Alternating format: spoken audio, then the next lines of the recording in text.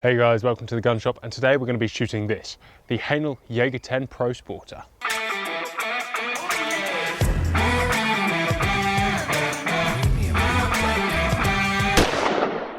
So whilst I load this magazine up, let's talk about the rifle I have here. It is a Jaeger 10 by Haenel. Fantastic rifle, brilliant value for money, and a real competitor in the market.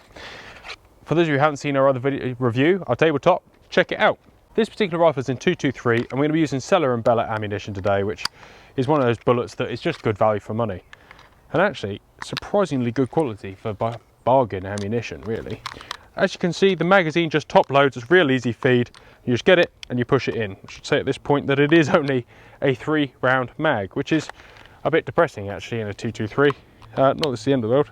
Actually, it's a lie, I have got a 4th round in. However, I should say that I'm not sure whether this is actually supposed to be a 4-round. It just fits that 4th round. Anyway, let's chuck them in the rifle and put a few shots through it. It is not zeroed. What we have on there is an old Leupold Mark IV scope in that on it. Good quality optic, perhaps a little bit much zoom. We're at 65 yards and we're just going to be shooting off this tree because we can, and it's beautiful. It's a lovely day. On the end we have this, a B&T standard silencer, 8mm, so it shouldn't be too special, in 15x1, which this rifle is threaded in. Let's just pop her in and give her a go. The mag release is real easy on this. It's real easy to pull the mag out, and it's quite simple to push it back in as well. It is a bit of a 2-stage clicky thing, and perhaps not the smoothest to put in, but it is simple. And once it's in, you guarantee that it's in. There's no umming and ahhing, walking along and having a mag fall out. It's either in or it's out. Anyway, let's shoot this rifle and give it a go. All right, let's chuck a bullet in. Right, it feeds that top one absolutely perfectly. It might have just been being a bit of a wuss putting it in. All right. Let's shoot the same target we've just shot that Ruger with a standard trigger. That's smooth. Oh, so I've got this same mod on my 3006, and I must admit on a 30 it is not the most effective mod in the world. Purely based on size more than anything else. Very good for muzzle flip where it weighs quite a lot, but the actual capacity doesn't mean it can be that quiet. However, make sure you engage that full bolt throw or else it won't pick it up. On a 223, it's not too bad. Right, so just unload the rifle quickly and flicker on safe.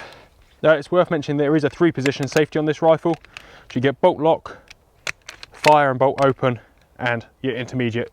Just push this little lever down here and the bolt will open up. It just needs to be fully depressed, which I didn't do there. So push it all the way down and the bolt will come up.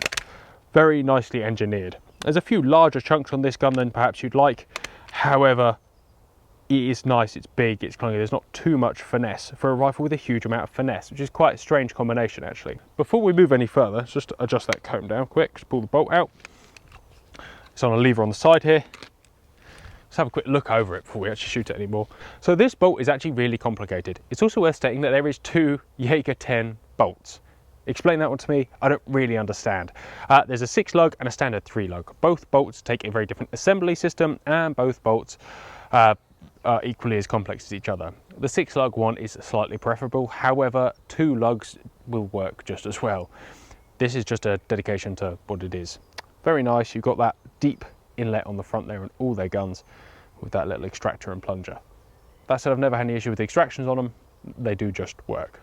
Needless to say, although it is complex, the whole thing is very well engineered, which is not, when I say it's refreshing, of course it's not that refreshing. All bolts should be well engineered, but this one is particularly well engineered and just complicated enough to kind of fill you with a little bit of satisfaction if you like engineered things.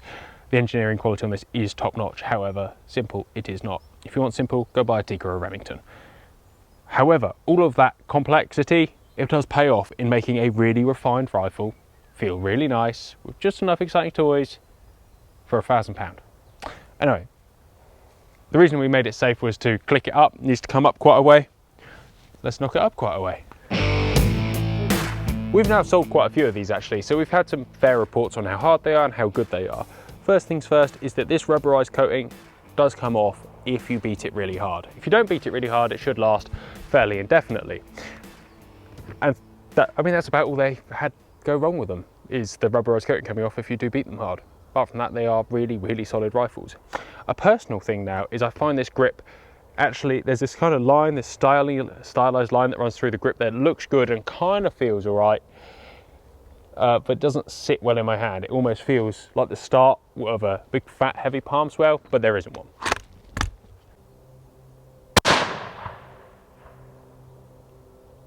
Oh no, we're on the money.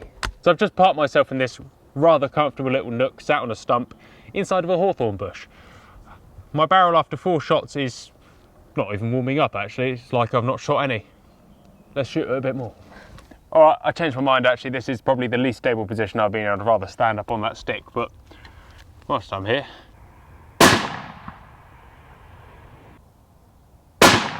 4 shots on target, about 65 yards, 65 metres away. Let's go have a little look from a rather unstable platform.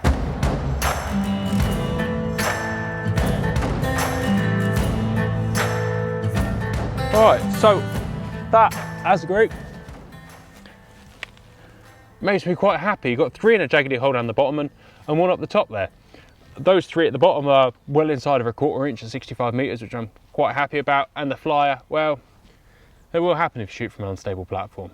As you guys probably are aware, I'm not really into target shooting. It's more about practical application of rifles, which really matters more to me, whether a rifle can work in a situation that I'm likely to be in. And that will be sat in a thorny hedge with a stinging nettle up my bum, which is itching me quite a lot currently actually. I'm kind of regretting that decision. Anyway, I'm not done yet. Let's shoot some more. Right, 4th round is actually either A, getting easier, or B, I'm getting the technique down, and I'm stop going to whining about that issue now because it's not really such an issue. I'm going to step back another sort of 15 yards, and that's going to be as far as I can take that target, which is going to be all of about 90 metres, 95 metres. I'm going to shoot this rifle freehand, purely to see how it performs. So I've noticed a little issue actually. Putting the full magazine in when the bolt's closed doesn't work, which makes me think this probably is a 3-shot mag, and me putting 4 shots in is purely optimistic. However, with the bolt open, mag goes in, 4 rounds isn't an issue at all. All right, I've pulled that right, pulled that low.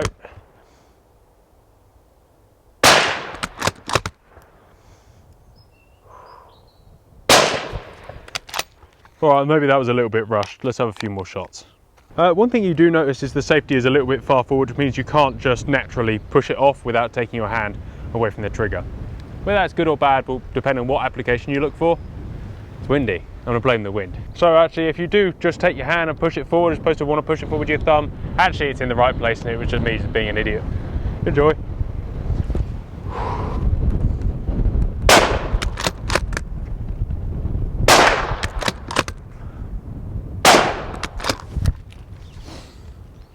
Again, if you don't pull that bolt back really hard, it doesn't extract these 223s that well. However, if you pull it back like a normal human with a bit of gusto, or just buy one in a slightly larger caliber, it'll be flawless.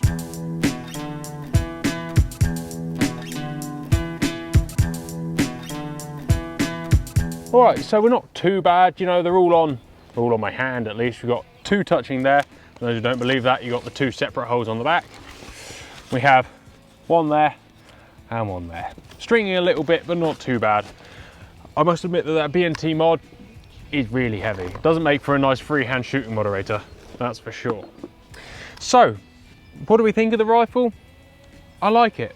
I could see a home for it in my life actually. They're that nice. I think they're for somebody who sees a little bit, I think this rifle sits quite nicely for somebody who wants to own something that is just a little bit more advanced than a basic do-it rifle. You know, something like a Remy or a Tikka are brilliant rifles. However, they are generally quite unexciting. 2 lugs, bolt forward, bolt down, normal trigger. It's got a nice mag release. It's got a slightly different magazine. The magazine is slightly complex. You can top load the mag, which is always nice on a rifle like this. The bolt is slick. It has got a kind of a strange little clicking session just there, which does make it slightly noisy on the reload if you're trying to be quiet. But technologically, it's just a little bit cooler than your standard rifle. And that, for me, it tickles my little inner gun nut, you know. It's got some cool features, and cool features that are also positive in terms of accuracy, usability, performance. I'm all there. One final note I'll make about this gun that is definitely a positive is how intuitive it was. I get to shoot a lot of rifles, test a lot of rifles as part of my gunsmithing work and as part of this YouTube channel. Some rifles take a long time to master, a real long time. This rifle, straight away, picked it up, bang, bang, bang, was able to shoot it, it was nice, there was no nasty surprises, and that in itself makes for a good rifle. Personally, the scope doesn't do it for me. I was never a fan of the Leupold Mark IV. They didn't really import it to this country for starters, and I'd probably put a different moderator on it. The B&T stuff is really good, it lasts a long time, but for the sort of rifle this is, I'd say it was just the wrong mod. The barrel is already a really very long thing. To add another 7 or 8 inches to it, probably not the wisest choice. I'd go for something a little bigger and a bit lighter, and the same with the scope. I'd go with something a little bit less ginormous. That said, I can't fault it, the whole thing performed really well. However, I'd probably just put some different accoutrements with it. Guys, thank you very much for watching, take care, goodbye, and I'll see you next time.